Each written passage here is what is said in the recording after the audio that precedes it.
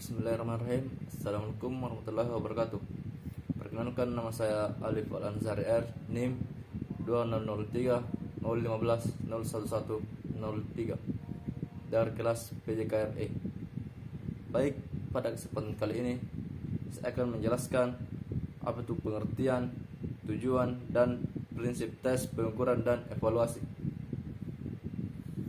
Nah, di sini yang pertama yang akan saya paparkan yaitu atau jelaskan yang pertama, pengertian tes.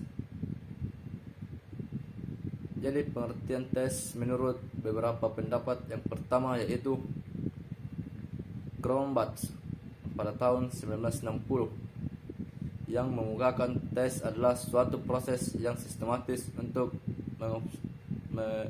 mengobservasi tingkah laku seseorang yang dideskripsikan dengan menggunakan skala berupa angka atau sistem dengan kategori tertentu. Dan pendapat yang kedua yaitu pendapat dari Brown F.G. pada tahun 1970. Dan dia mengemukakan tes adalah suatu proses yang sistematis untuk mengobservasi tingkah laku suatu sampel atau individu. Yang ketiga, pendapat dari Johnson dan Nelson pada tahun 1974 yang menyatakan tes adalah suatu bentuk pertanyaan atau pengukur yang digunakan untuk menilai pengetahuan dan kemampuan usaha fisik. Dan tes yang keempat yaitu pendapat dari Kirkendall pada tahun 1980 dan dia mengemukakan tes adalah instrumen yang digunakan untuk mengumpulkan informasi tentang individu atau sebuah objek. Dan berdasarkan dari beberapa pendapat tersebut, maka dapat disimpulkan bahwa tes merupakan instrumen atau alat yang digunakan untuk mengumpulkan informasi berupa pengetahuan atau keterampilan seseorang. Dan selanjutnya yaitu pengertian pengukuran. Sama pada penjelasan sebelumnya yaitu beberapa pendapat pengertian pengukuran. Yang pertama, pendapat dari Edwin dan Brown pada tahun 1957 mengemukakan bahwa pengukuran sebagai proses penentuan tingkat kuantitas dari sesuatu. Dan yang kedua, pendapat dari Johnson dan Nelson pada tahun 1974 yang berpendapat bahwa mengemukakan pengukuran bertujuan membantu proses evaluasi dengan menggunakan berbagai teknik dan alat untuk mengumpulkan data. Selanjutnya yaitu Matthews 1978 yang mengungkapkan bahwa menyatakan pengukuran merupakan bagian dari evaluasi melalui prosedur kuantitatif dengan menggunakan instrumen tertentu. Yang terakhir yaitu pendapat dari Verducci pada tahun 1980 yang berpendapat bahwa pengukuran merupakan aspek kuantitatif untuk menentukan informasi tentang sikap atau perlengkapan secara tepat. Dari kesimpulan yang dapat ditarik dari beberapa pendapat di atas yaitu bahwa pengukuran merupakan bagian dari evaluasi yang menggunakan alat dan teknik tertentu untuk mengumpulkan informasi secara tepat dan benar. Selanjutnya yaitu pengertian evaluasi. Dan pengertian evaluasi juga memiliki beberapa pendapat. Yang pertama, pendapat Edwin dan Brown mengemukakan evaluasi adalah suatu proses menentukan nilai atau harga dari seseorang atau harga dari sesuatu. Yang kedua, Johnson dan Nelson menyatakan bahwa evaluasi lebih penting dari pengukuran. Evaluasi berguna sebagai dasar untuk menilai berdasarkan data yang dikumpulkan melalui proses pengukuran. Selanjutnya, Matthews menyatakan evaluasi mencakup pengambilan keputusan, penaksiran, penilaian, dan implementasi terhadap proses pendidikan secara keseluruhan. Dan menurut Verducci, evaluasi merupakan proses yang sistematis untuk menentukan tingkat tercapainya suatu tujuan. Yang selanjutnya yaitu evaluasi menurut Kirkendall adalah suatu proses penentuan nilai atau pengumpulan data yang memiliki makna.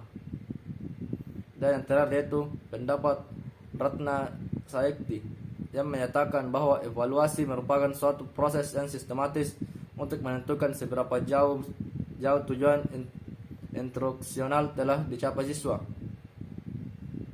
Dari pendapat beberapa di atas ialah dapat disimpulkan bahwa evaluasi merupakan suatu proses yang sistematis untuk menentukan nilai berdasarkan data yang dikumpulkan melalui pengukuran. Dan selanjutnya itu tujuan evaluasi. Dan tujuan evaluasi yaitu dari beberapa pendapat. Safred dan Verducci menyatakan tujuan pengukuran evaluasi meliputi yang pertama, mendiagnosis kelemahan atau kekurangan. 2. Mengelompokkan siswa sesuai dengan kemampuan. 3. Mengarahkan siswa sesuai dengan program. Yang keempat, memprediksi tingkat kemampuan. Yang kelima, menentukan prestasi siswa. Yang keenam, mengetahui kemajuan siswa. Yang ketujuh, memotivasi siswa. Yang kedelapan, penentuan kelas. 9. Mengevaluasi efektivitas pengajaran. Yang 10. Melakukan perbaikan program administrasi. Dan yang terakhir yaitu ke-11, mengevaluasi kurikulum. Dan menurut Scott menyatakan bahwa pengukuran dapat menggunakan banyak cara. Di antaranya adalah menggunakan tes yang bertujuan untuk menentukan status siswa dan tingkat kemampuan. Dan menurut Kirkendall, tujuan pengukuran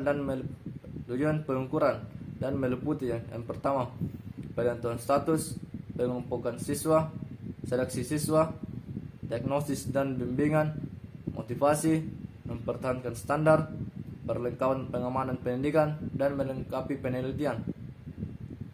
Dan selanjutnya itu macam-macam tujuan evaluasi. Yang pertama, penentuan status siswa. Yang kedua, pengelompokan siswa. Yang ketiga, seleksi. Yang keempat, diagnostik dan bimbingan. Yang kelima, motivasi. Yang keenam, mempertahankan standar. Dan yang ketujuh, melengkapi pengalaman pendidikan. Dan selanjutnya yaitu adapun prinsip-prinsip pengukuran dan evaluasi. Yang pertama yaitu program pengukuran dan evaluasi sesuai dengan filsafat hidup dan pendidik. Yang kedua, pengukuran harus dinyatakan secara objektif. Yang ketiga, evaluasi dilaksanakan sebelum, selama, dan setelah proses belajar mengajar. Yang ketiga, prinsip kontinuitas. Yang kelima, prinsip menyeluruh atau komprehensif. Yang keenam, pengukuran dan evaluasi harus dipimpin dan dikelola oleh orang yang ahli dalam bidangnya tersendiri. Dan yang ketujuh yaitu hasil dari pengukuran dan evaluasi diinterpretasikan untuk semua individu tentang aspek sosial, mental, fisik, dan psikologinya. Baik, mungkin itu saja yang materi yang bisa saya paparkan pada materi pengertian, tujuan, dan prinsip tes pengukuran dan evaluasi. Lebih dan kurangnya mohon dimaafkan. Wassalamualaikum warahmatullahi wabarakatuh.